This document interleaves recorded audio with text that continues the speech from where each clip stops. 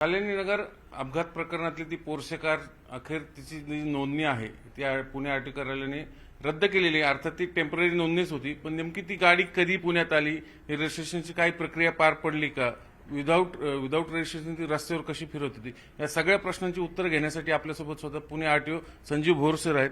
Sir, स्वागत तुमचं news 18 लोकमतमध्ये. त्या गाडीची जी टेम्पररी नोंदणी असते ती रद्द झाली, पण नोंदणी नव्हती तरी फिरत होती. जर पहिल्यापासून सांगा त्या गाडीसोबत काय केलं.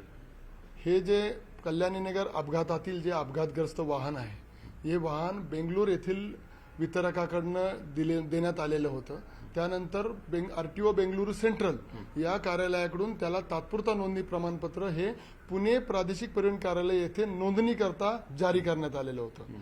त्यानंतर त्याची व्हॅलिडिटी जी होती ती साधारण 18 मार्च 2024 ते 17 सप्टेंबर 2024 या काळामध्ये त्याची वैधता होती.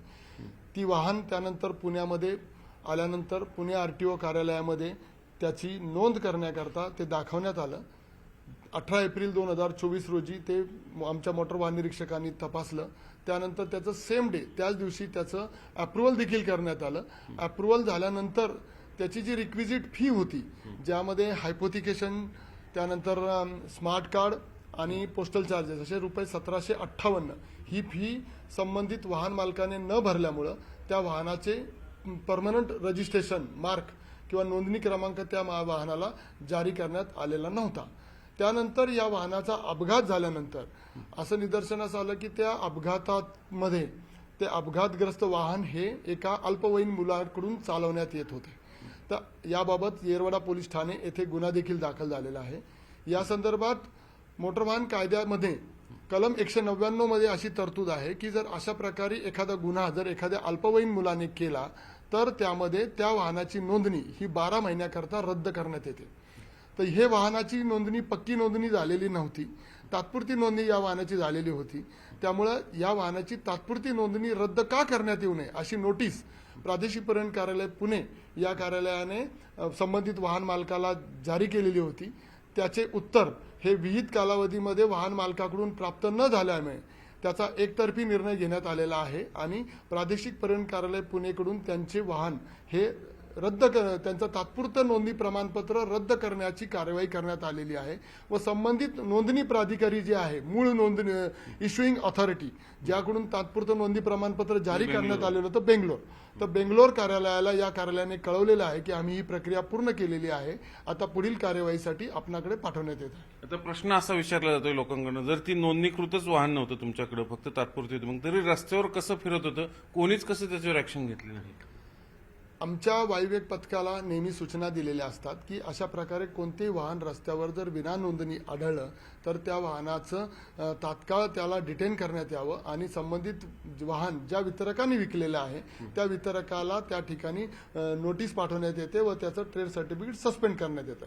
परंतु या वाहनाची आमच्या कार्यालयाकडे 4 वायुवेग पथकं आहे. 4 वायुवेग पथकाला तपासणी अंतर्गत हे वाहन रस्त्यावर कधी आढळून आलेलं नव्हतं, परंतु वाहन मालकाने हे वाहन हे फक्त नोंदणीच्या प्रक्रियेसाठीच तात्पुरत्या नोंदणी क्रमांकाचा वापर करणं अपेक्षित होतं. मग तरी हे फिरत होतं, मग याच्यावर कारवाई पोलिसांनी ना केली ना आरटीओने केली, मग कोणाच्या परमिशन? असा एक आरोप होतोय की विदाऊट नंबर ते फिरत कसं होतं. मग नाही, यामध्ये विदाऊट नोंदणी त्याची तात्पुरतं नोंदणी प्रमाणपत्र होतं. त्यांनी फक्त नोंदणीच्या प्रक्रियेसाठी याचा वापर करणं अपेक्षित होतं, परंतु त्यांनी याचा वापर नोंदणीच्या प्रक्रियेनंतर वाहन अपघातात सापडलं म्हणजे त्यांनी त्याचा रस्त्यावर देखील वापर केला.